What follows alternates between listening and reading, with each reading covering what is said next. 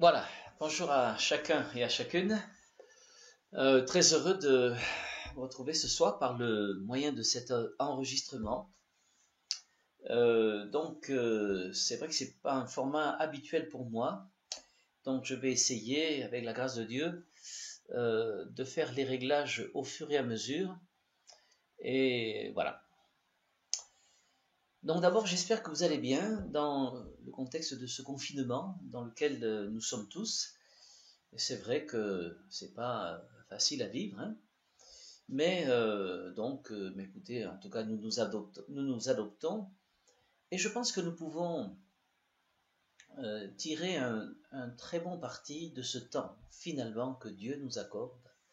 J'ai évoqué avec quelques frères, justement, ce contexte du prophète Osée dans lequel le Seigneur dit à son peuple qu'il veut l'attirer au désert pour parler à son cœur. Un peu comme si Dieu voulait extraire son peuple de toute l'agitation de ses occupations pour l'amener au désert dans une solitude, afin que dans ce temps d'isolement, il puisse parler à son cœur. Eh bien, moi, je crois que, eh bien, ce temps que nous vivons, qui est quand même difficile au plan personnel, au plan national, au plan même international, eh bien, c'est un temps qui est favorable pour chacun d'entre nous, si nous mettons à profit ce temps pour nous mettre à l'écoute du Seigneur qui veut nous parler, qui veut nous adresser une parole bienveillante. J'ai pensé donc évoquer avec vous ce sujet « Dieu parle du milieu de la tempête ». Nous trouvons dans le livre de Job justement cette expression au chapitre 38 de son livre. Voilà. Job chapitre 38 verset 1er. Vous savez que dans son livre, il nous est décrit le témoignage de cet homme qui était un homme remarquable, qui vivait au temps des patriarches. C'est un homme qui, selon le témoignage de Dieu lui-même, était un homme intègre. Il était connu pour sa foi, il était même unique dans sa génération. C'est Dieu qui dit cela, n'est-ce pas? Nous avons un aperçu de sa vie, de son témoignage dans le chapitre 29 du livre de Job. Cet homme intègre qui aimait Dieu de tout son cœur était un adorateur, et également un intercesseur. Et cet homme va être éprouvé, va connaître une tempête absolument effroyable qui va passer sur sa vie. Et au bout de vraisemblablement plusieurs mois, eh bien, dans le livre de Job, justement, alors que pendant tout ce temps, Dieu s'est tu, et Dieu n'a répondu à aucun des pourquoi que Job, et ils seront nombreux ces pourquoi de Job, qu'il va manifester en cherchant Dieu, finalement, il nous est dit au chapitre 38 du livre de Job, l'Éternel, verset 1er, l'Éternel répondit à Job du milieu de la tempête, et il dit, donc Dieu parle à Job, du milieu de cette tempête. Alors il va en fait, par sa parole, amener Job à susciter une réflexion dans son cœur. Et je crois que dans ces temps particuliers, d'ailleurs l'Écriture le dit dans le livre de l'Ecclésiaste, au chapitre 7 et au verset 14, elle nous dit que, eh bien, au jour du bonheur, sois heureux, mais au jour du malheur, réfléchis. Et il est bon de, en effet, réfléchir, et de réfléchir en particulier sur ces tempêtes, que de toute façon, nous sommes appelés à connaître. Et je pense également à ce livre, l'Évangile selon Matthieu, dans ce texte où Jésus lui-même évoque ces tempêtes que nous traversons. Matthieu chapitre 7 verset 24, il est question de la parabole des deux constructeurs, des deux fondements, le constructeur qui est un homme sage, l'autre qui est un homme insensé, et il nous est dit C'est pourquoi quiconque entend ces paroles que je dis et les met en pratique sera semblable à un homme prudent qui a bâti sa maison sur le roc. La pluie est tombée, les torrents sont venus, les vents ont soufflé et se sont jetés contre cette maison. Elle n'est point tombée parce qu'elle était fondée sur le roc. Mais quiconque entend ces paroles que je dis et ne les met pas en pratique sera semblable à un homme insensé qui a bâti sa maison sur le sable. La pluie est tombée, les torrents sont venus, voilà, encore, les vents ont soufflé et ont battu cette maison, elle est tombée et sa ruine a été grande. Sans commenter ce texte, nous voyons que, eh bien, la pluie, les torrents, les vents violents qui se jettent, qui battent la maison, sont le lot de tous les hommes, qu'ils soient sages, c'est-à-dire qu'ils se confient dans la sagesse du Seigneur, dans la parole de Dieu, qu'ils établissent leur vie sur ce fondement inébranlable comme un roc de l'obéissance à la parole de Dieu, ou bien qu'ils soient insensés, les deux connaîtront eh bien, des temps difficiles, des tempêtes, des crises, des épreuves. Et nous voyons que la finalité est tellement différente lorsque nous vivons ces choses avec le Seigneur, étant établis et fondés sur sa parole, étant à l'écoute pour obéir et suivre le conseil du Seigneur.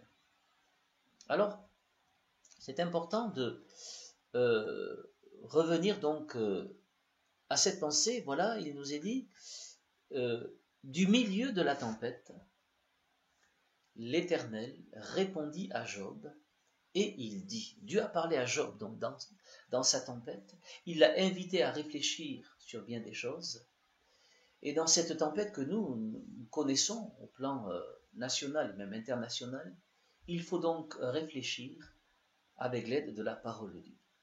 Lorsque nous regardons la parole de Dieu, précisément concernant bien les épreuves, les tempêtes, les crises, nous nous apercevons que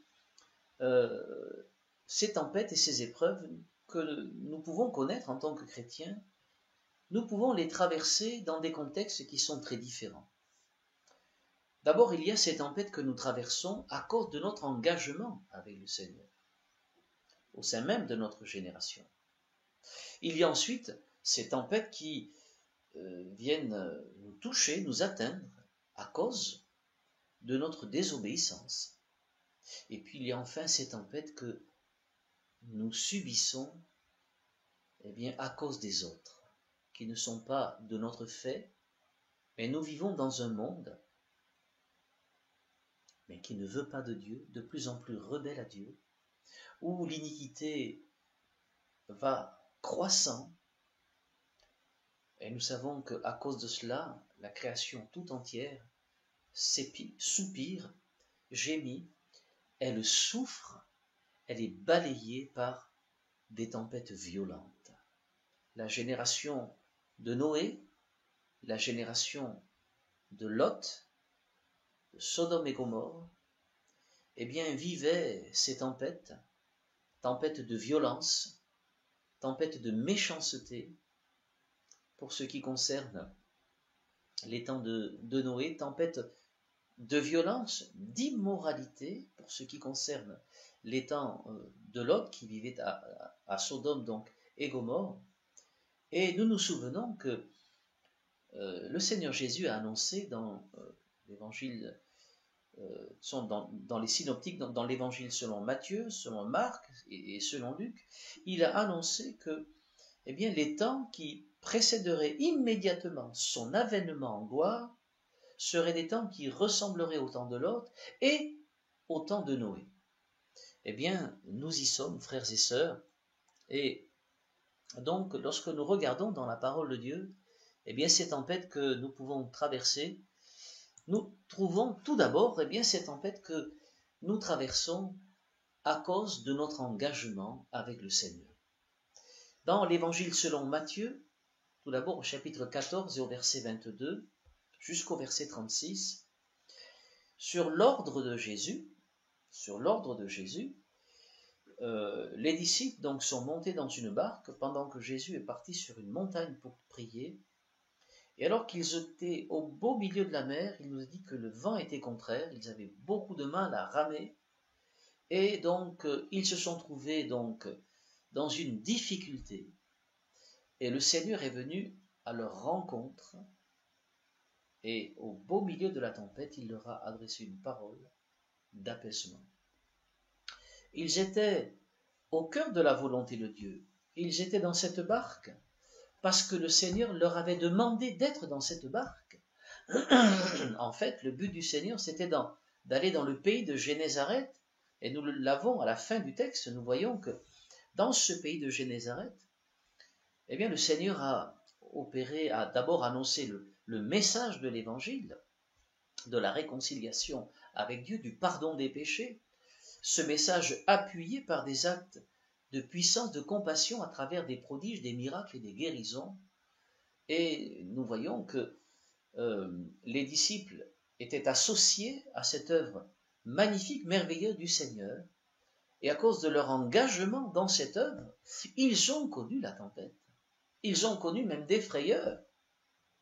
Et il y a des épreuves et des souffrances, des chagrins même que nous sommes appelés à traverser alors que nous sommes au cœur même de la volonté du Seigneur, à cause du témoignage à rendre, à cause de notre engagement fidèle, à cause d'une opposition que nous rencontrons. D'abord de la part de la puissance des ténèbres qui se dresse, car je le rappelle, ce n'est pas contre la chair et le sang, nous dit l'Écriture, que nous avons à lutter, mais contre les puissances, contre des dominations, contre des esprits méchants dans les lieux célestes, nous dit l'épître de Paul aux Éphésiens au chapitre 6. Et donc, ces formes d'opposition génèrent des souffrances, suscitent des tempêtes qui sont là pour nous mettre des bâtons dans les roues. Elles génèrent des souffrances. Je pense à Paul et Silas qui, se dressant contre la puissance des ténèbres, dans leur témoignage du Seigneur vis-à-vis d'une femme qui était possédée par un esprit de divination, cette femme a été glorieusement délivrée, mais à cause de cela, ils se sont retrouvés en prison, meurtris dans leur chair, parce qu'ils ont été battus. Au beau milieu de cette prison, alors qu'ils étaient attachés, l'Écriture nous dit qu'ils priaient, ils chantaient les louanges du Seigneur. Et au beau milieu de cette tempête, au beau milieu de leur souffrance, ils ont glorifié le Seigneur et ils ont été ce moyen lumineux au travers desquels tous les prisonniers qui étaient là ont pu entendre le message de l'Évangile, le message de deux adorateurs qui restaient des adorateurs malgré le fait qu'ils se trouvaient dans une tempête qui générait bien des souffrances. Et Dieu a permis qu'au sein de cette souffrance, de cette tempête, notamment le geôlier de Philippe soit sauvé. Donc, quelles que soient les tempêtes que nous traversions, notamment celles à cause de notre engagement pour le Seigneur, faisons confiance au Seigneur. C'est lui qui nous a engagés, il nous a pris à son service, c'est une grâce. Il nous associe à son œuvre, c'est un privilège immense. De la même manière que le Seigneur a supporté contre sa personne beaucoup d'opposition, beaucoup de tempêtes, beaucoup d'adversités, nous-mêmes également, nous sommes appelés à connaître toutes ces tribulations. De même qu'il a été vainqueur, il nous entraînera dans sa victoire, frères et sœurs. Il y a également d'autres tempêtes que nous pouvons traverser dans un autre contexte, notamment à cause peut-être d'une situation de désobéissance, comme nous le voyons dans la vie de Jonas. Jonas était un serviteur de Dieu, un prophète. Son témoignage est quand même remarquable parce que même si on a le souvenir d'un homme qui est rebelle à Dieu, et c'est vrai, on ne peut pas quand même lui enlever qu'il est prêt à sacrifier sa propre vie pour sauver celle des marins qu'il a entraînés dans cette tempête. Cet homme, puisque je viens d'en parler, donc voilà, il avait un problème dans son cœur, il avait beaucoup de rancœur à l'égard des Assyriens qui avaient causé beaucoup de malheur en Israël, il faut s'en souvenir. Et cet homme avait beaucoup de rancœur à l'égard de ces Assyriens, et lorsque Dieu lui demande d'aller porter le message de la repentance dans cette ville de Ninive, ce n'est pas qu'il a peur des Assyriens, mais Jonas sait, parce qu'il connaît Dieu, qu'il est un Dieu qui est prêt à faire miséricorde. Il est un Dieu qui est plein de compassion. Et dès qu'il voit une marque, une action de repentance, avec un fruit digne de la repentance, il suspend son jugement, il pardonne et il fait grâce. Et Jonas ne voulait pas que les Assyriens aient part à la grâce du Seigneur. C'est pour ça quand Dieu lui demande d'aller annoncer ce message de la repentance à Ninive, il part à l'opposé, et c'est à cause de cela qu'une tempête surgit dans sa vie alors qu'il est dans ce bateau qui le mène à Tarsis. Et sans développer, évidemment, nous voyons en tout cas que des tempêtes peuvent surgir dès lors que nous sommes dans une situation de désobéissance. Mais ce que nous devons savoir, frères et sœurs, c'est que lorsque ce type de tempête surgit, ce type de tempête n'a d'autre but que de nous ramener dans le plan de Dieu, qui est un plan plein d'amour, plein de bienveillance à notre égard. Dieu sait de quoi nous sommes formés, il sait notre tendance à la désobéissance. Il dira de son peuple, ils ont toujours un cœur qui s'égare, et nous sommes, faits du même bois, frères et sœurs. Mais Dieu, dans son amour, à chaque fois que nous sommes dans une situation de désobéissance, va appesantir sa main sur nous, peut-être au travers d'une tempête qui va surgir, mais dès lors que nous allons, comme Jonas, reconnaître les faits, reconnaître notre responsabilité, confesser notre désobéissance ou notre iniquité, que sais-je, alors immédiatement, Dieu suspend, il lève sa main et il nous apporte sa grâce. Et nous avons le témoignage de Jonas, dont la parole de Dieu nous dit que après avoir été englouti par un grand poisson, Jonas a prié d'ailleurs dans le ventre de ce poisson. C'est vous dire la foi de cet homme qui, sachant qu'il désobéissait au Seigneur, sachant qu'il faisait l'objet d'un jugement du Seigneur, croyait quand même dans la grâce du Seigneur. C'est vous dire qu'il connaissait, c'est pour ça qu'il prie. Et vous remarquerez au chapitre 2, le contenu de cette prière, elle est émaillée de citations bibliques, comme quoi, dans le ventre du poisson, Dieu a parlé au cœur de Jonas à travers ces versets de la parole de Dieu qu'il avait pris soin d'emmagasiner dans son cœur. Et voyez que Dieu parle au milieu des tempêtes. Il parle tantôt d'une manière, tantôt d'une autre, notre part, c'est d'y prêter attention, frères et sœurs. Et nous savons comment, dans sa bonté, dans sa grâce, Dieu a ramené Jonas sur la terre ferme. Et de la même manière, frères et sœurs, Dieu nous ramène de nos égarements. Et il nous ramène dans sa grâce, dans son amour, dans sa bonté. Et il nous établit à nouveau sur ce rocher, le rocher de l'obéissance à la parole de Dieu, le rocher de la foi en Christ, ce rocher qui est le Seigneur lui-même.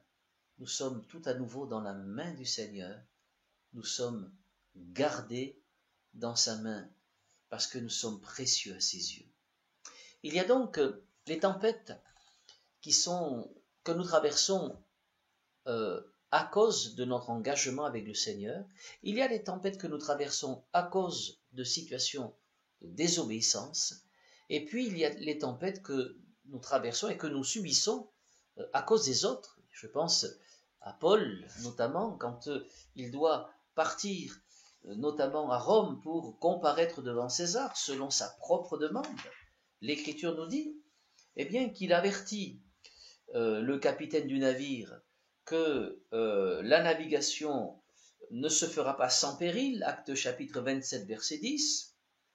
Malgré tout, eh bien, le capitaine décide quand même de prendre la mer, en tout cas le centurion qui a donc Paul sous sa garde n'écoute pas le conseil de Paul, il préfère écouter le conseil du capitaine et se croyant maîtres de leur destin, comme le pensent les hommes, d'une manière insensée, il faut le reconnaître.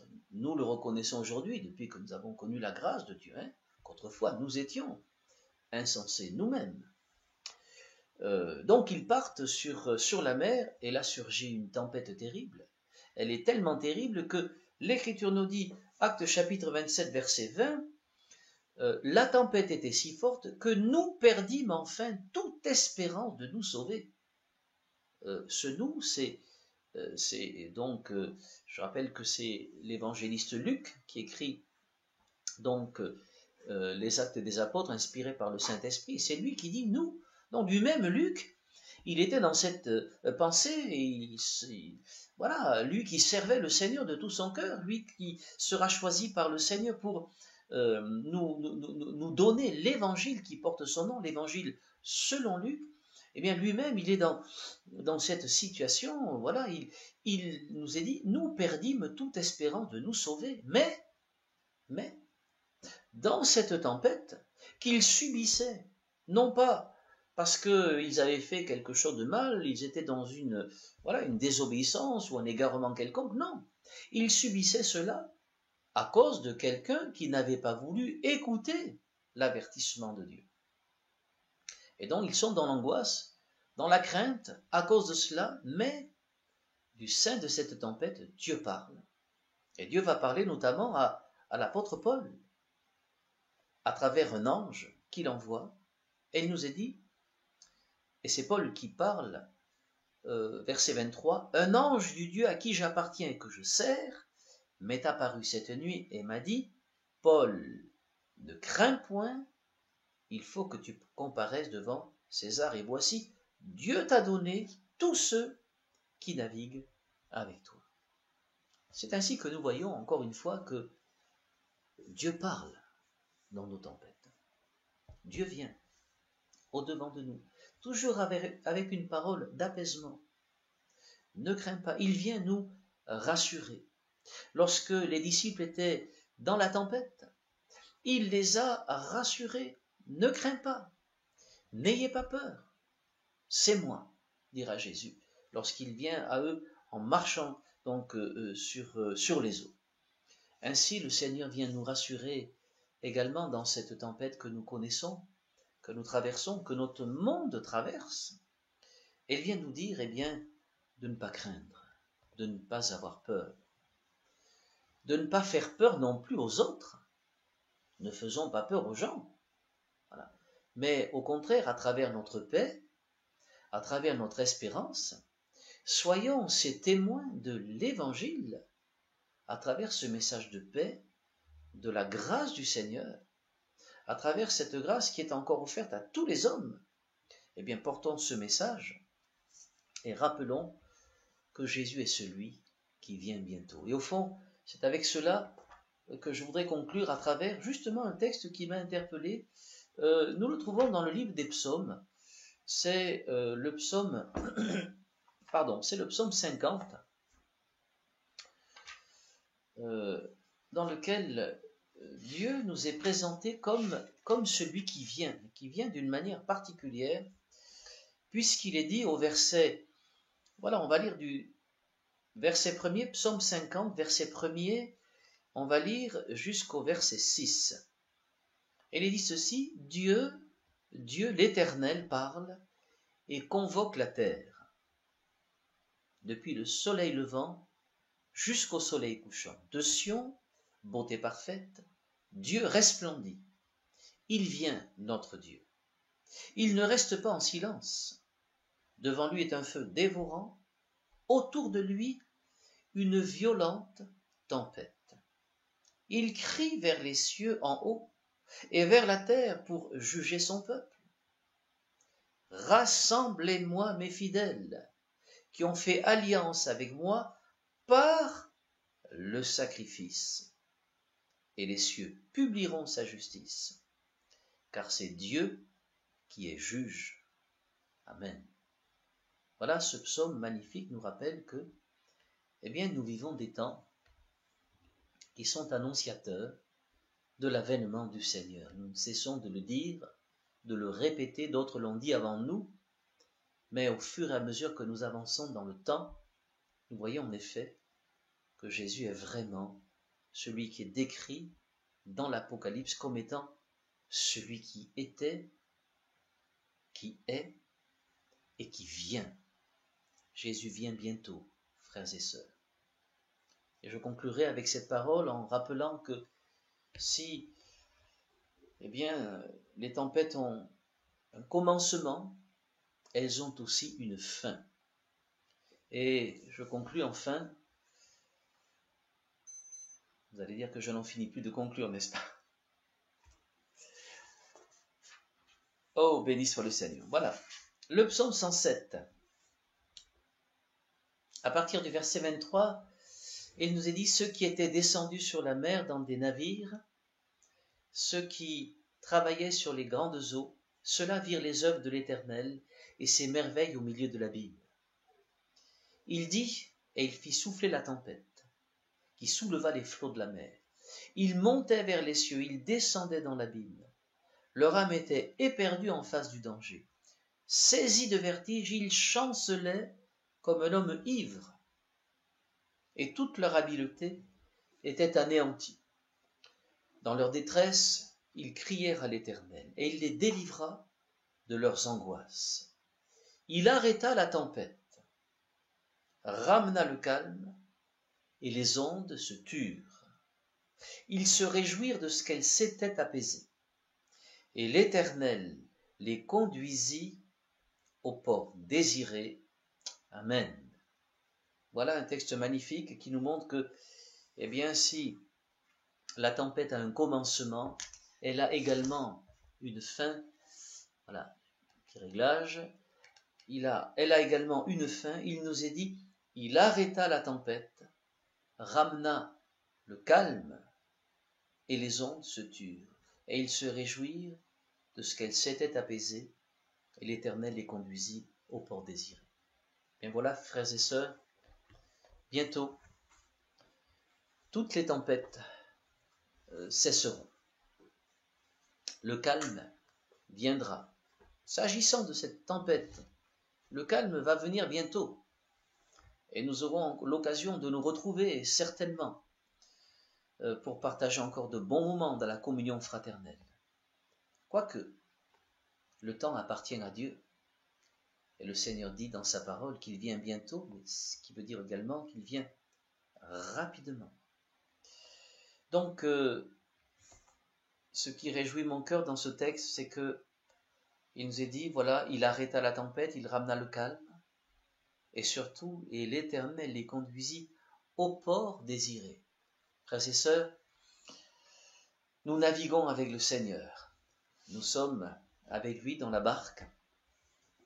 Notre grand capitaine sait naviguer.